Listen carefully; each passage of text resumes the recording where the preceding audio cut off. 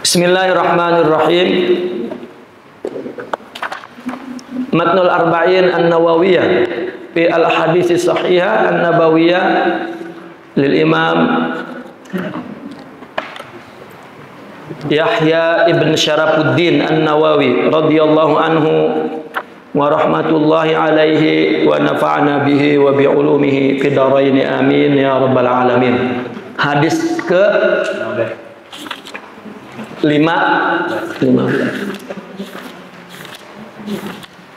Bismillahirrahmanirrahim.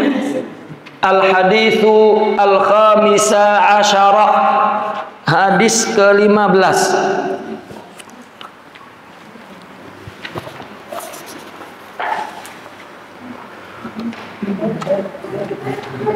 An Abi Hurairah radhiyallahu anhu anna Rasulullah sallallahu alaihi wasallam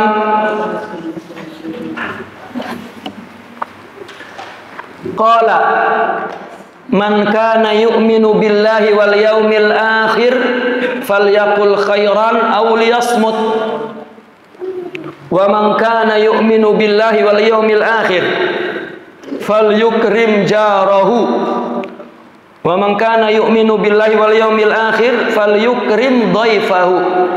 Rawahul Bukhari wa Muslim. Ini adalah hadis bercerita tentang adab yang sangat tinggi, adabun aliyah ya.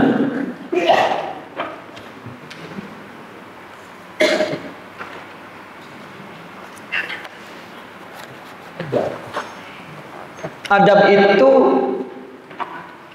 sikap ya, menempatkan diri di tempat dan waktu yang tepat. Itu adab. Jadi adab itu berubah-ubah ya. Di tempat yang ini adabnya ini, di tempat itu adabnya ini, di tempat lain adabnya lain. Yang tidak berubah adalah akhlak. Ya. Kita melakukan kebaikan mesti ikhlas karena Allah. Menerima ujian mesti sabar. Maka sabar itu ada di 3 tempat dan nggak berubah, dia di situ terus. Sabar melakukan perintah Allah, sabar menahan larangan Allah, sabar menerima ujian Allah. Udah sabar di situ. Kalau adab, ya, dia berubah-ubah. Kenapa? Karena adab itu perlu akhlak. Nah, orang yang beradab di sini dia sabar, di situ dia syukur, di sini dia ridho, di sini dia ikhlas, di sini dia tawakal, di situ dia yakin, di sini dia qanaah, di situ. Nah, maka jika semua punya akhlak, maka dia dapat beradab. Ya, itu adab namanya. Karena adab itu kepada Allah, bukan kepada orang. Kalau kepada orang itu adat budaya. Ya. Kayak di Jawa misalnya, ngadep raja dulu ngeson. Ya, sampai sekarang ngadep para kiai ngeson. Itu adat. Kenapa? Karena sambil ngeson hatinya kesel. Ya, kena adat itu. Karena adab itu kepada Allah, kepada hakikatnya.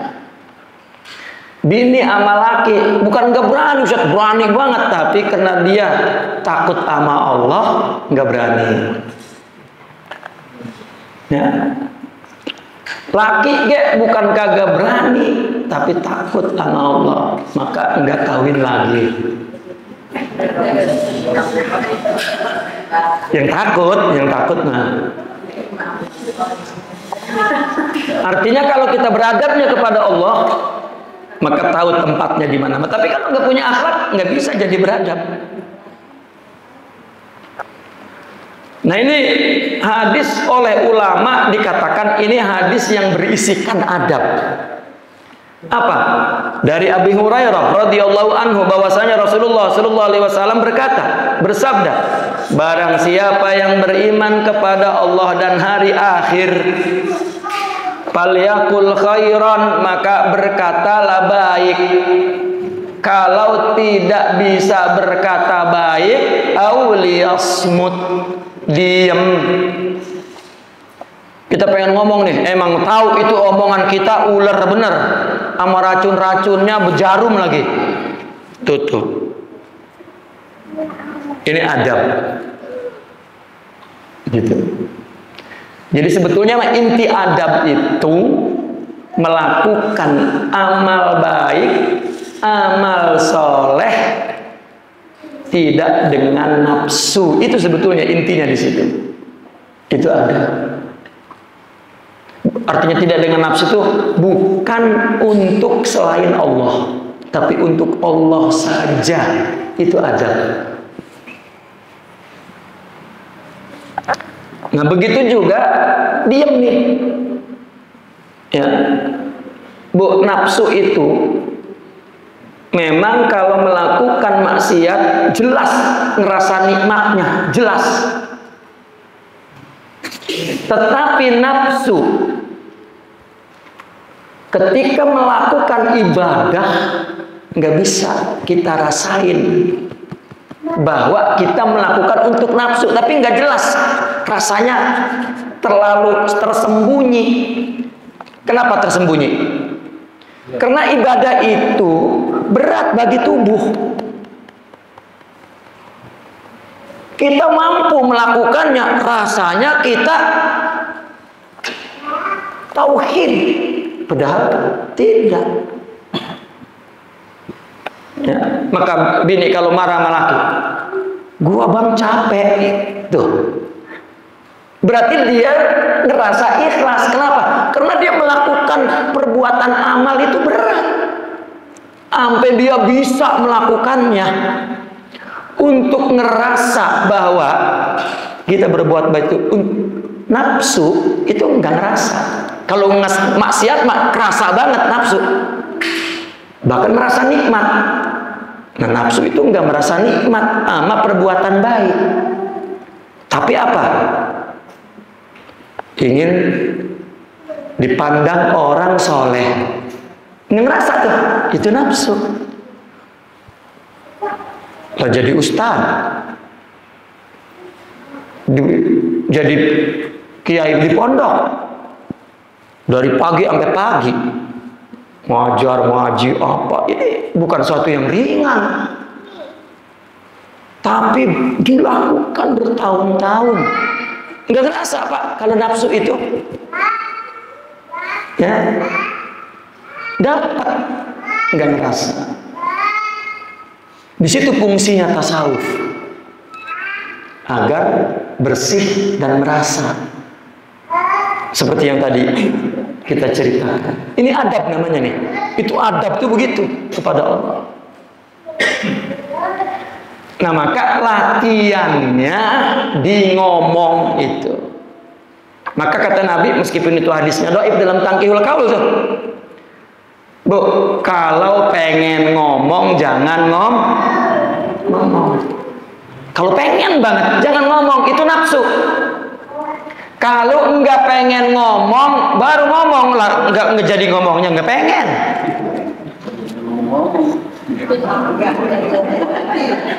Misalnya nih di rumah, ya namanya hidup rumah tangga kan ada yang pengen ngomong. Kata Nabi kalau lagi pengen itu jangan ngomong. Makanya kata saya, kalau emang nggak bisa ngebantunya, ngantongin plester aja kemana-mana Bu. Gitu, kalau tempel, ngomong di dalam hati sepuas-puasnya begitu. Kita mampu aja sekali menahan nafsu itu, umpamanya udah kita pukul jatuh, itu berarti kekuatannya udah rendah dan kekuatan kita naik. Nanti kita bisa mengendalikan lagi. Nah, makanya para aulia itu, orang sufi itu ya, nahan nafsu itu di yang mubah. Ini seperti ngomong. Ini sebetulnya bukan ajaran sufi, ini ajaran Nabi. Kita ngomong halal apa haram? Halal. Nah, di situ latihan melawan nafsunya. Nanti pas mau nyaci maki, itu nafsu tuh kita bisa hindari. Kenapa? Kita udah punya kekuatan. Nafsu udah kita sering dipukul, umpama begitu. Ya, kita berantem udah kita sering pukul, pasti lemah. Takut-takutin dah sama ditantang. Ya, zikir terus begitu, baca Quran terus. Gitu. Kalau ngelatihannya diharam, lah kalau jatuh sekaligus dosa. Kalau dimubah, kalau jatuh nggak dosa. Gitu. Nah, cuman ngomong di majelis mah haram, Bu. Udah dosa itu. Ya. Ini mah banyak ngomong, apa baik duduk ngobrol, isinya itu aja. Tahan. Aulia smut, makanya mansomatan aja. Sampai ada ulama nih Bu nulis kitab judulnya As-Sukutu Waluzumul Buyuti. Itu nama kitab. Sukut, jangan ngomong, waluzumul buyut, dan jangan nanggak, jangan kelayaban. Sampai ada begitu tuh nama kitab, As-Sukut Waluzumul Buyut. Karena itu pengumbaran nafsu. Boleh. Nah, latihannya diboleh, jangan diharam. Ada orang latihan pas udah naik ring bertinju, gua latihan mengejoprak dipukul. Latihan mah di luar nanti. Begitu ngadepin musuhnya menang kita, udah latihan. Maksudnya begitu. Begitu sama laki udah beres. Latihan tuh. Ya. Sebelum punya laki.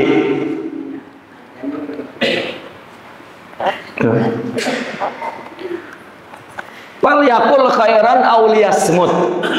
Maka berkatalah baik, kalau enggak diam. Satu. Coba ulama ini banyak mengatakan begini.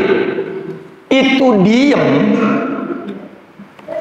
taruhannya iman kepada Allah dan surga. Makanya Abu Hurairah pernah ngegerutu di depan Nabi, kalau kata kita mah ilok gara-gara lidah sampai disisa neraka, katanya begitu. Nabi sampai mengatakan waihat sakilat ka ummak, katanya. Sampai ngomong begitu. Kalau itu keluar dari mulut Nabi, tafsiran ulamanya nggak jelek. Kalau arti yang benernya mah celaka kamu.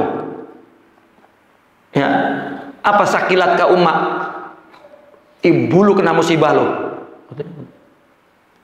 Itu bahasa, bukan makna letter sudah. Ya. Maknanya Nabi itu marah. Bahkan apa kata Nabi? Tidaklah kebanyakan orang di neraka itu karena menuai dari lidahnya, kata Nabi. Boleh jadi hadis ini keluar bahwa iman dan surga diem. Siapa yang mau iman dan surga? Diem. Kecuali kalau baik katakan. Ini mah baik nggak bisa ngatakan. Bisa kita berkata kepada sesama, aku sayang kamu, dari mana kamu, apa kabar kamu. Ya.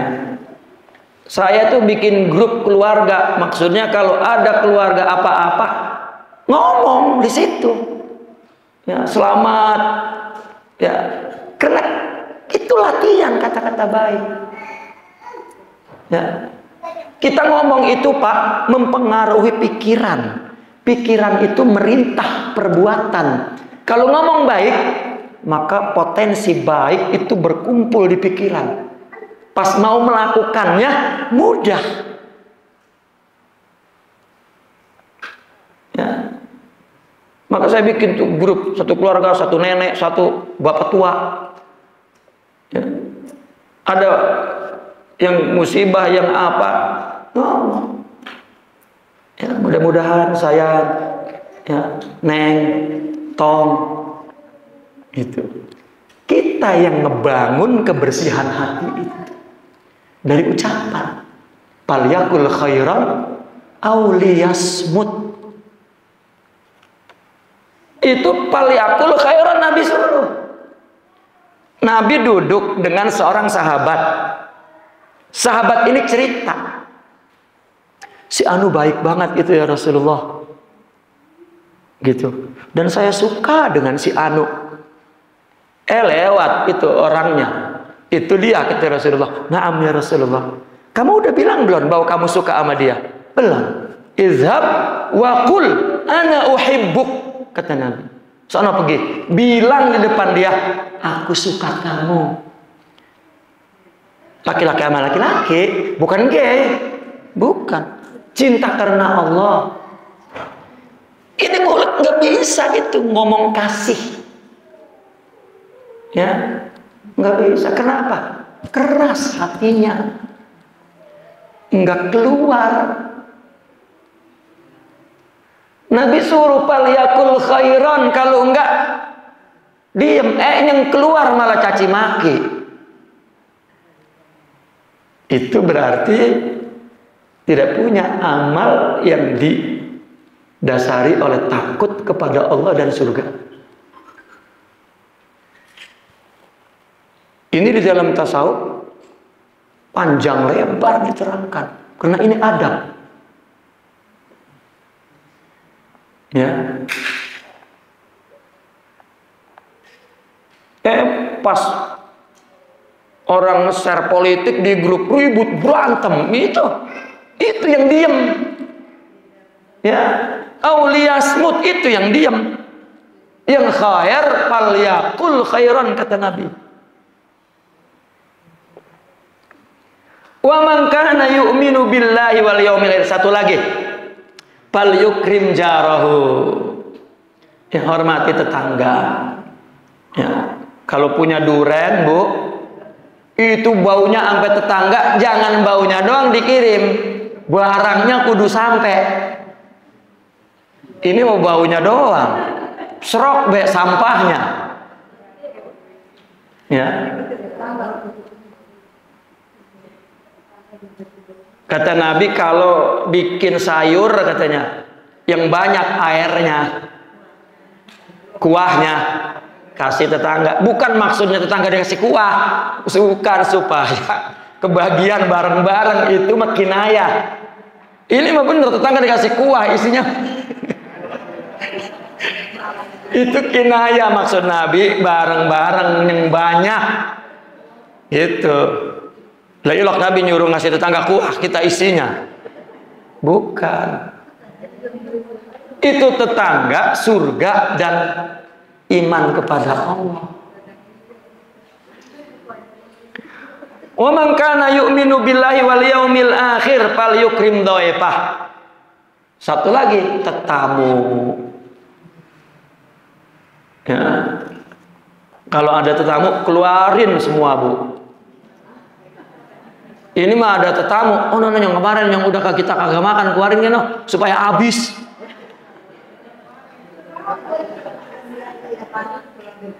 Kan ikram, ikramud duyub.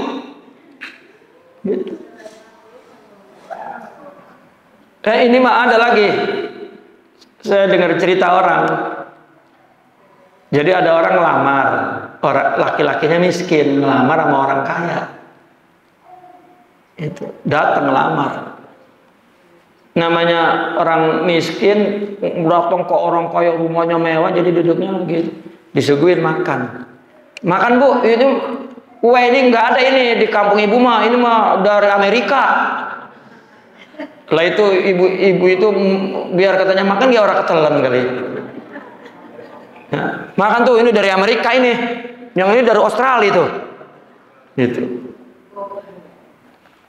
Nah itu langsung nggak jadi ngelamar, pulang lagi. Ya, baunya bawa dodol. Itu ikramud dhaif. Jika dibacain adab nerima tetamu itu, ya Allah. Nih Bu nih, kalau nerima tetamu itu kudu sering disuruh, ayo Pak minum, ayo Pak makan. Jangan sampai tetamu itu minum pas tuan rumahnya masuk. Itu yang salah tuan rumahnya. Begitu tuan rumahnya masuk, gabres sama yang salah tuan rumah. Makanya kita duduk, silakan makan, ayo makan. Makanya kan kita sering ngedengar yang begitu itu kiai katanya. Akhirnya kita anggapnya itu punya kiai. Bukan, itu punya adab semua. Sampai dulu katanya Kiai Ceger, kalau nenamu Kiai Ceger, kalau disuruh makan nggak mau, dibuangsat katanya. Atau dimasukin lagi kuehnya. Karena dikit minum, ayo makan. Minum, ayo makan. Minum, ayo. Karena itu adabnya, supaya jangan malu. Gitu. Dan ada adab tetamu juga ada adabnya. Ya, ini termasuk adabnya. Bertetamu, nenamu. Gitu. Nah, adabnya juga nih tetamu, jangan nyuruh tuan rumahnya makan. Mari Pak, makan. Makan Pak, 8 gua tetap tuan rumahnya katanya. Itu banyak adab-adab ya, seperti itu. Maka apa yang ada dalam hadis ini mengandung beberapa pemikiran ya. Pertama, berkata baik, kalau tidak diam. Kedua, menghormati tetangga. Ketiga, menghormati tetamu. Nah,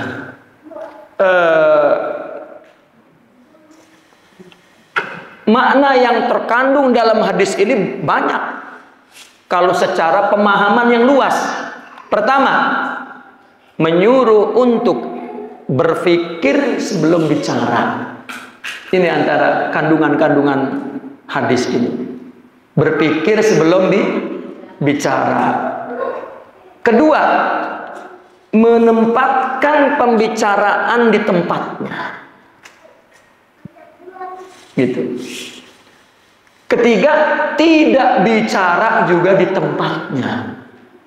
Mana yang sepatutnya ngomong ucapan selamat, itu sepatutnya itu diomong ya. Memberikan ucapan, menyatakan suka, itu kalau enggak suka jangan diomong. Ini pas diomongnya enggak suka, gua enak banget ngeliat lu lah, kenapa itu yang diomong? Yang suka kan banyak. Nah ini fal yakul khairan, itu liyasmut namanya tuh. Karena nggak pernah ngomong bagus, nggak pernah ngomong kasih, tidak punya tenaga di dalam batin ini, power kasih yang menjadi pikiran dan mendorong perbuatan. Coba apa kata Nabi? Kata Nabi, kalau hati kamu keras, pengen lembut, gerakan tanganmu ke kepala anak yatim piatu, usap. Ini gerakan mensugesti pikiran kita, membangun jiwa kita, hati jadi lembut dan timbul sayang. Itu al-harakatu barokatun, menggerakkan berbuat baik itu melahirkan banyak barokah kebaikan. Ini mah di sama laki ge udah baru kawin 5 tahun enggak ngomong I love you bang ya, enggak ngomong masih ngomong bu orang jengah itu. Tapi kalau marah keluar banyak banget lah, enggak malu itu ya.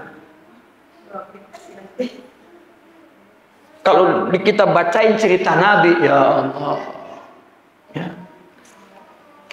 Bini lagi marah Nabi, ya. Pas bininya minum, pakai dicari gelasnya, ditanya, Neng tadi minum di sebelah mana? Bibirnya kena di bagian mana?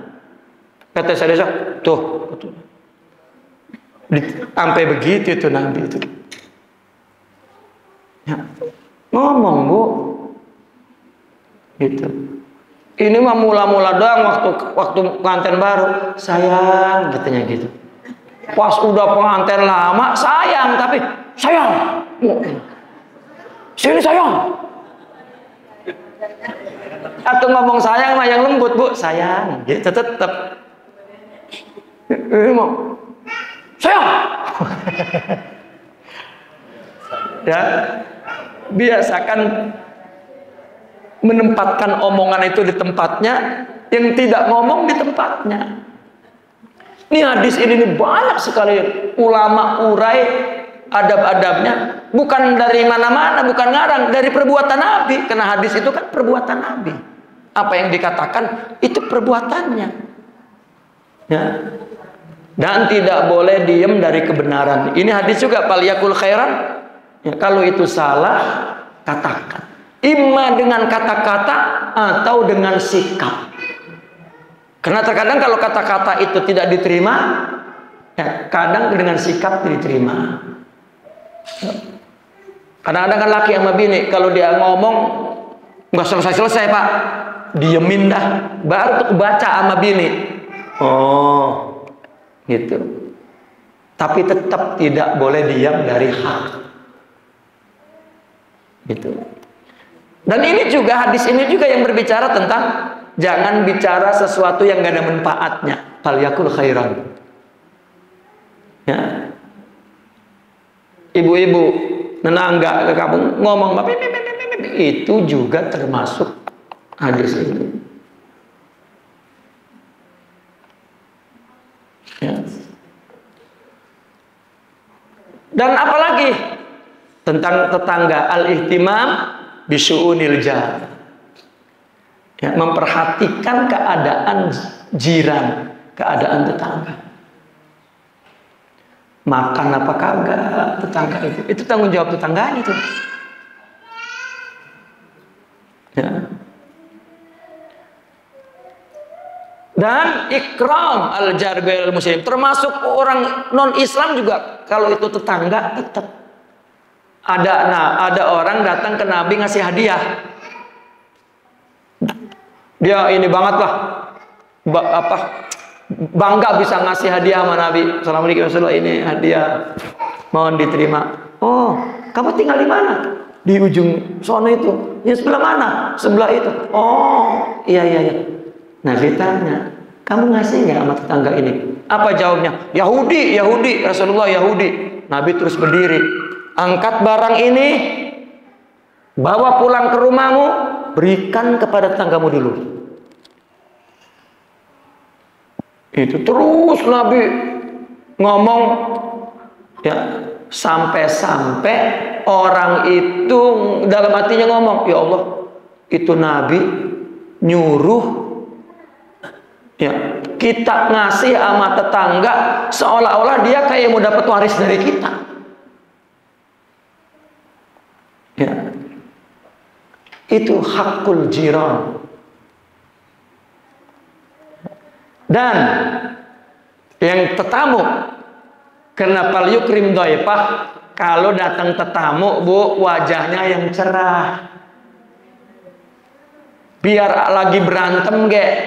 Bahkan kan ada pepatah ya, tetamu ini apa istilahnya, kita kalau lagi berantem kedatangan tetamu jadi baik. Iya, begitu tetamu pulang diterusin lagi. Ya. Ini episode kedua. Ya. Nabi, contohnya Nabi juga. Nabi lagi merengut. Nabi kalau marah masuk ke kamar tidur, rebahan. Udah. Kusut kan yang namanya laki kalau udah diperengutin bini pasti kusut. Nabi kayak kusut. Ya. Datang tetamu. Itu Nabi langsung berdiri, ya, ngambil air di tangannya, dirapihin rambutnya. Nabi itu mensenyum-senyumkan mulutnya. Ya. Artinya ya kalau secara ilmiahnya ya menggerakkan syaratnya. Karena habis merengut kan pasti itu merongos. Gitu. Maka dilentur-lenturkan sampai Sayyidatuna Aisyah cemburu. Kenapa? Karena tadi dia lihat enggak secerah itu. Untuk orang cerah. Tuh kan bini mah apa baik, Pak. Di komenan dan komentari baik. Ya. Untung gak ada YouTube. Kalau ada YouTube mah bininya tiap hari terus nyontohin terus begitu. Ya. Dan keluarlah perkataan Sayyidah Aisyah itu kepada Rasulullah. Ya. Apa yang kau lakukan ya Rasulullah? Cuman bahasa Sayyidatuna Aisyah itu biar marah. Lain dah sama Aisyah sekarang mah. Ya. Ya. Kata Nabi apa? Merupakan satu kebaikan kita menunjukkan wajah cerah kepada tetangga. Akhlak. Dan ngomong yang baik-baik. Kalau ditanya sama tetamu, apa kabar Bu? Tahu, buset. Iya, tahu. Terus nyap-nyap Pak. Laki saya memang gegabah pikiran. Ya Allah itu. Nggak boleh meskipun kita lagi musibah berat. Ya. Apa kabar? Alhamdulillah. Bahkan di zaman sahabat itu tegur sapa, nggak berhenti. Maksudnya untuk membuat dia agar keluar kata alhamdulillah. Itu ucapan baik itu Pak mensugesti pikiran. Sampai nih misalnya saya jalan dah misalnya ke situ, ketemu orang di situ, apa kabar? Gitu. Alhamdulillah. Pas masuk ke sini nggak tahu orang ke situ lagi ketemu, apa kabar? Alhamdulillah. Nggak tahu di masjid baru 2-3 menit ketemu di masjid, apa kabar? Alhamdulillah. Ya. Itu Pak sampai sekarang orang Arab begitu tuh. Masal kayak halak. Udah duduk nih bareng ngobrol. Kayak haluk. Alhamdulillah. Ngobrol lagi. Baru berapa patah? Kayak haluk. Kata mahasiswa, kapan tadi udah? Ya. Orang Arab itu supaya ngeluarin alhamdulillah, ucapan yang baik itu membangun sugesti baik. Pikiran baik nanti menggerakkan perbuatan baik. Kudu diomong.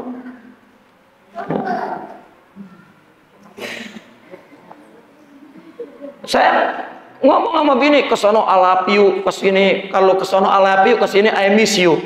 Ntar kemari I love you, ke sono I miss you. I love you, ke sini WA-nya I miss you gitu. Ya. Itu ngomong bahasa Inggris tuh. Itu berat Pak ngomong aku sayang kepada kamu. Itu berat. Kita berselindung di bahasa Inggris. Jadi ringan. I love you kan gitu. Keren banget. Padahal bukan keren. Ringan. Berat Pak. Kenapa? Karena itu suara kebaikan itu berat. Makanya itu kan tadi begitu udah pengantin lama. Sayang. Gitu.